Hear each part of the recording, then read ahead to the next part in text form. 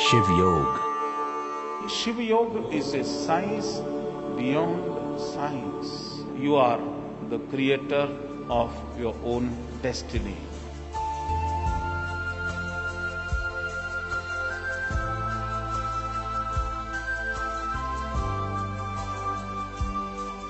Unification with infinite, that is Shiv Yoga. Shiv योग।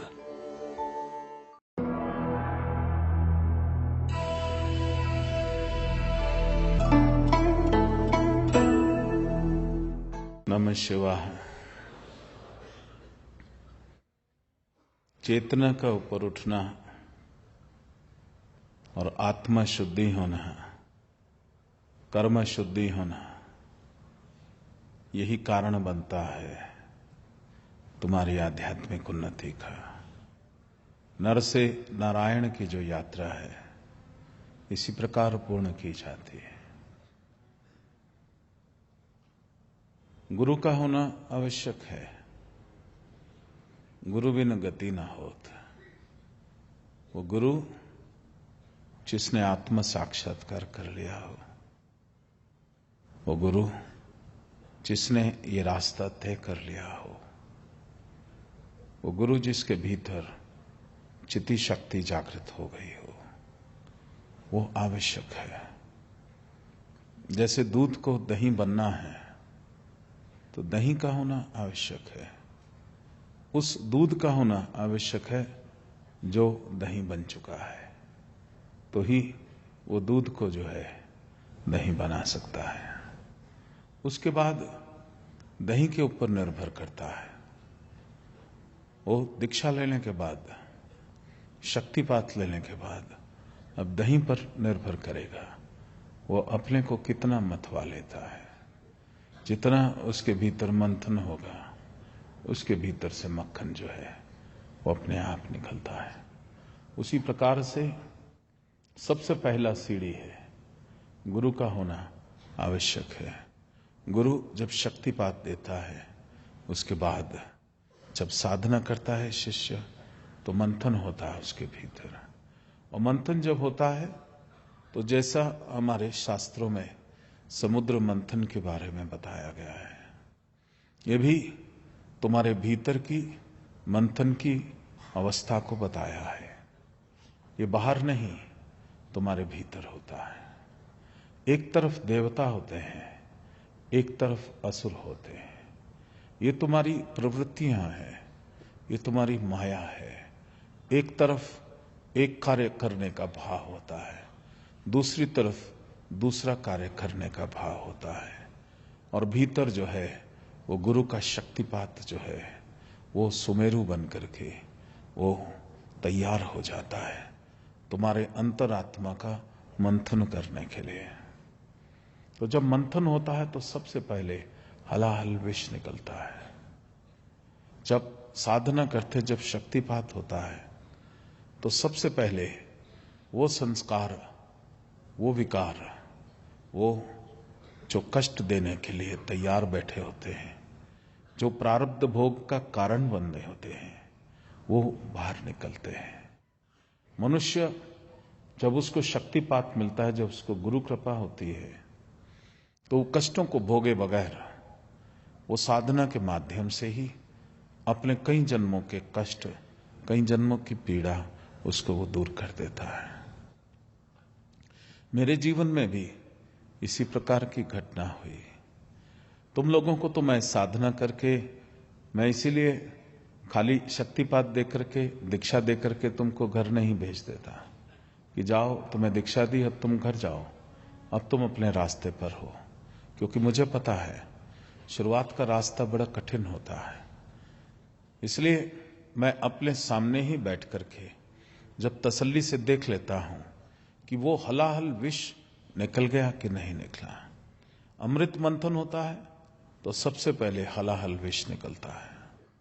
वो सारे कर्म, वो सारे संस्कार, वो सारे पिछले जन्मों की घटनाएं जो कि फियर, फोबिया, एंगर, या जितने भी काम, क्रोध, लोभ, मोह, अहंकार का जो कारण बने होते हैं, जिस से वशीभूत होकर जो मनुष्य कार्य करता है, वो सब अच्छी घटनाएं नहीं होती किसी भी जीवन की। वो बड़ी पीड़ा देने वाली दुखद घटनाएं होती हैं। लेकिन एक जन्म से दूसरे जन्म हम उन्हीं घटनाओं को अपने भीतर संजोए बैठे होते हैं। इसीलिए मैं तुम्हारे को जब सामने करवाता हूं तो उस समय जब शक्तिपात देता हूं तो बहुत शोर मचता है। ये जरूरी नहीं कि हर कोई शोर मचाएगा तो ही उसके ऊपर कृपा होगी। ये भी सोचना एक मूर्खता होगी कि मैंने तो शोर मचाया नहीं, मेरे पर कृपा हुई कि नहीं हुई। सबसे पहला सिद्धांत यही है कि तुम्हारे को दृढ़ आस्था, विश्वास, भक्ति होनी चाहिए। कृपा मेरे पर हो गई है, अब मेरे ऊपर निर्भर करता है कि मैंने उसको किस प्रकार से रिलीज करना है। हर मनुष्य एक जैसा नहीं होता। कोई मनुष्य जोर का चिल्लाएगा, कोई मनुष्य हल्का चिल्लाएगा, कोई मनुष्य का शरीर बहुत जोर का हिलेगा, किसी का तो ऐसे होगा जैसे मेंढक उछलता है। 5-5 फुट जो शक्तिपात होता है वो उठता है और नीचे बैठता है, उसको चोट नहीं लगती, वो उछलता है। और कोई एकदम बिल्कुल शांत हो जाता है, सुन्न हो जाता है, कोई किसी का ध्यान लग जाता है, कोई समाधि में है, और कोई मूर्ख होता है, वो आंख खोल के सबको देखता है कि क्या हो रहा है। हर मनुष्य अलग अलग तरीके का है। तो ये कोई नापदंड तुम्हें नापने की जरूरत नहीं है, तुम्हें देखने की जरूरत नहीं कि तुम्हें मिला कि नहीं मिला। जो बुझा हुआ दिया है, जब वो जलते हुए दिए के पास जाएगा तो अवश्य ही वो भी जल उठेगा। पर इतना अवश्य होना चाहिए कि उसमें बाती होनी चाहिए। बाती होनी चाहिए, श्रद्धा, भक्ति और विश्वास की बातें होनी चाहिए, तभी वो जलेगा। अगर वो नहीं होगा तो वो जाएगा भी और आएगा भी और कहेगा मेरे को कुछ नहीं हुआ। तो वो गुरु बैठा है, वो सबको शक्तिपात दे रहा है, सबके ऊपर एक सरीका शक्ति डालता है। कोई जो पूर्ण समर्पण करके बैठा होता है उसको ज्यादा शक्ति मिलती है, जो तैयार नहीं होता उसको थोड़ी देर बाद मिलती है, लेकिन सबके ऊपर कृपा अवश्य ही होती है। जब मुझे शक्तिपात हुआ, जब मुझे दीक्षा मिली, तो गुरु ने जो मंत्र दिया बचपन में, शक्ति मंत्र जो दिया, वो अपने आप चलना शुरू हो गया। तब मुझे भी ज्ञान नहीं था कि साधना क्या होती है। मेरे घर वालों को भी ज्ञान नहीं था कि मैं किस रास्ते पर चल रहा हूं, लेकिन मन में इच्छा होती थी कि मैं बैठ जाऊं, और मैं आसन लगा के बैठ जाता था। अब 8-9 साल, 10 साल का, तो उस समय मैं बैठा हूं तो मेरे बड़े भाई बहनों को क्रोध आता था कि ये क्या कर रहा है। और एक हमारा भाई था, वो उसको मजा आता था कि वो जहां हमें कुछ आनंद में देखा, खुशी में देखा, खेलते देखा, वो बोलता चल मैथ्स की किताब लेके आ। उसको मैथ्स बहुत अच्छा आता था, मैथ्स की किताब निकालो, बैठ जा। हमारे जैसे को क्या गणित पढ़ाना, हमने कौन सा कोई मुनीमगिरी करनी। तो जहां मैं साधना में बैठूं, वो बुला के हमारी पेशी होती थी, क्या कर रहे हो तुम। और एक आत्मग्लानि का भाव दिया जाता था, ये सब बेकार के किस चक्रों में पड़े हो, तुम्हें ध्यान होना चाहिए, तुम्हें पढ़ाई करनी चाहिए, आगे से ये ना देखें। अब हम थोड़ा डर गए, लेकिन अंदर से आवाज निकलती थी कि नहीं, साधना करनी है। छुप के करते थे। फिर उन लोगों ने देखा कि कुछ कर रहा है, तो उन्होंने कहा कैसे किया जाए। तो उन्होंने, हमारी एक बड़ी बहन थी, उसको कहा इस पर नजर डाल के रखो जरा। तो जहां वो हमें ध्यान में देखती थी, वो शिकायत लगाती थी, तब हमारी पेशी होती थी। एक आध बारी पिटाई भी हुई। फिर हमने कहा रात को करेंगे साधना। ये जब सिद्ध गुरु का दीक्षा मिलती है तो गाड़ी अपने आप चलती है, तब वो शक्ति जो है वो अपने आप बोलती है कि तेरे को साधना करनी है। तब मुझे कुछ नहीं मालूम कि जीवन सार्थक करना है या नहीं करना। मुझे कुछ पता ही नहीं था कि आत्म साक्षात्कार होता भी तो क्या होता है। मेरे को यह भी नहीं पता कि आध्यात्मिक शक्तियां क्या होती, कुछ भी नहीं मालूम। बस एक दीक्षा मिली, उसके बाद अंदर से एक आवाज आती थी, गुरु की आवाज, साधना कर। रात को फिर सो के हम उठते थे, साधना में बैठते थे। तो उनको पता लगा ये रात को बैठता है, तो उसकी ड्यूटी लगाई गई। पहले सिंगल बेडरूम नहीं होते थे, माई बेडरूम, योर बेडरूम, ऐसा कुछ नहीं होता था। एक बड़ा सा बरामदा होता था, चारपाइयां लग जाती थी। 10 घर के सदस्य हैं तो 10 चारपाई लगती थी, और फिर अंदर से बिस्तर आते थे, सब बिछाए जाते थे।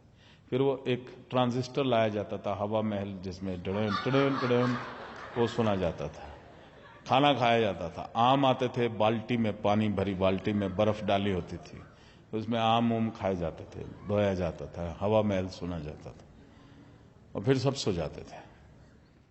अब जब हम सोते थे, और चारपाई पे अगर आप सो के देखो, जब उठोगे तो चारपाई शोर मचाती है, ये उठ रहा है, चूं चां करती है।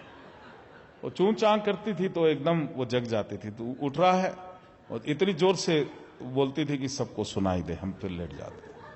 फिर हमने भी चोरी करने का अभ्यास किया। हमने उसके ऊपर प्रेशर से हाथ रख देते थे, उठते थे लेकिन हाथ रखे रहते थे। फिर ऐसा धीरे धीरे हाथ छोड़ते थे। मैंने अभ्यास किया कि एकदम चूं की आवाज नहीं होती।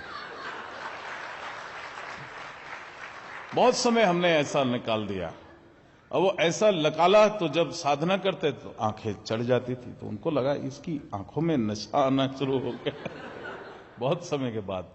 तो फिर हमारी पेशी हुई, तो साधना करता है। तो उन्होंने कहा कि एक काम करते हैं, इससे बोलो डायरी लिखा करें, रोज सुबह उठते के साथ ही डायरी लिखो। तब हम इतने सीधे थे, आजकल के बच्चे बड़े होशियार होते हैं, हमें इतनी अकल भी नहीं थी। अब जितने समय हमने साधना करी वो भी हम लिखते थे, और तब हम डायरी पढ़ते ही हम पकड़े जाते थे। लेकिन वो मार्ग चलता रहा, वो साधना चलती रही, गुरु कृपा चलती रही।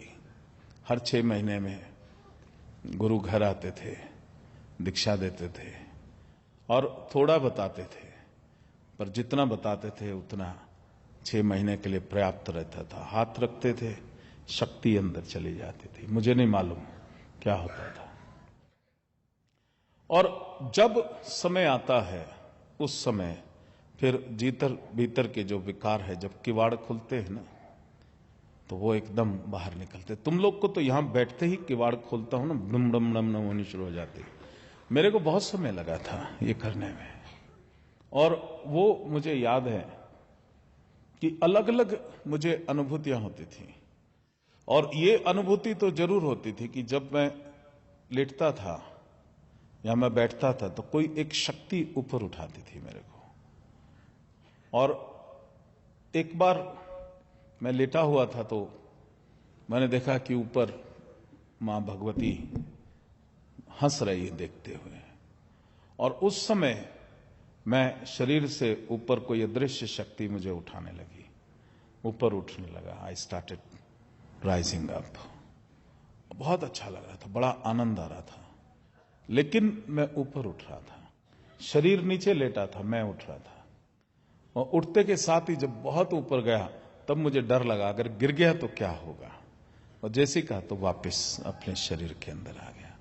क्योंकि अभ्यास क्या है, स्थूल शरीर का अभ्यास है, ये स्थूल शरीर है। लेकिन ये नहीं मालूम कि जो मैं हूं, मैं अंतरिक्ष में भी तैर सकता हूं, मैं कहीं भी विचरण कर सकता हूं, मैं कहीं भी जा सकता हूं, कहीं भी आ सकता हूं। ये स्थूल शरीर तो एक माध्यम है संसार में जीने का, लेकिन मेरी लिमिटेशंस यहां तक है, इससे बाहर I am beyond the limitations. यहां तो मेरे को इस स्थूल शरीर को ही इतना साध लेना होगा कि इस स्थूल शरीर के भीतर रह करके भी मैं अपना जो एक्सपेंशन है, होराइजन, उसको मैं एक्सपैंड कर सकूं। या मैं इस शरीर के अंदर रह करके, बाहर भी निकल करके, अंदर भी रह करके, I can expand and I can go anywhere.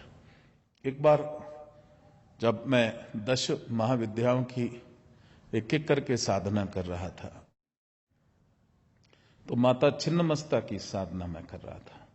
Bhagwati Chhinnamasta जो है वो आपने देखा होगा कि मां भगवती अपनी दोनों योगिनियों के साथ खड़ी हैं और मस्तक उनका कटा हुआ, एक हाथ में मस्तक है, एक तरफ एक योगिनी, एक तरफ एक योगिनी, और रक्त की 3 धाराएं बह रही हैं और वो तीनों रक्त की धाराएं अलग अलग मुख में जा रही हैं, वो पान कर रही हैं। और उनकी साधना करते करते मेरे पिछले जन्मों के किवाड़ खुलने शुरू हो गए। और उस समय एक दिन जब मैं साधना कर रहा था तो सुबह साधना शुरू करी, सारा दिन करता रहा, रात्रि को करता रहा, और फिर जब सोया तो उठा तो मुझे बहुत डर लगना शुरू हो गया। इतना डर कि कभी मैंने अनुभव नहीं किया होगा। ऐसा लगता था कि खुले में जाना चाहिए, बंद घर में भी नहीं, किवाड़ भी खुला होना चाहिए, कहीं भी एक छोटे स्थान पर नहीं, एकदम एक भय का वातावरण हो गया। और उस समय कोई भी नहीं था मेरे को बताने के लिए। गुरु ने जो ज्ञान दिया, जो दीक्षा दी, अब तुम्हें अपने आप ही करना होगा। बहुत समय तक डरा, ऋषिकेश चला गया, गंगा जी के किनारे बैठा और ऊंचे ऊंचे पहाड़ देखे तो ऐसा लगा कि ये मैं इसमें भी बंद गया। मेरे को तो खुला होना चाहिए, पूरा आकाश खुला होना चाहिए, कहीं कुछ भी ना हो, पहाड़ों के बीच में भी जो है। और उस समय फिर जब दोबारा साधना करते करते जब दूसरी बार खुला तो पिछला जन्म याद आया कि एक सामंत था मैं, एक छोटे जो रजवाड़े होते, और उस समय कुछ मेरे जीवन के भतीजे लोग जो थे उन्होंने सोते हुए को देखा, आघात किया, सोचा मर गया, संदूक में बंद किया और कहीं फेंका है। और उसी संदूक में होश आ गई। होश आने पर वो जो पीड़ा, वो जो अनुभूति हुई थी पिछले किसी जन्म की, वो अनुभूति जो है वो बंद कमरे के अंदर जो फोबिया है वो एक अंदर बैठा हुआ था, वो रिलीज हुआ। तो ये जितने भी अलग अलग जन्म के जो फोबियास हैं, अलग अलग संस्कार हैं, वो साधना के द्वारा रिलीज होने हैं। अगर वो रिलीज नहीं होगा तो वही एक्शन रीप्ले किसी ना किसी जन्म में दोबारा होगा। और उसको प्रकृति हर बार चांस देती है और उसकी क्रिएशन भी मैंने स्वयं ही की होगी किसी ना किसी और जन्म में। I am the creator of my own destiny.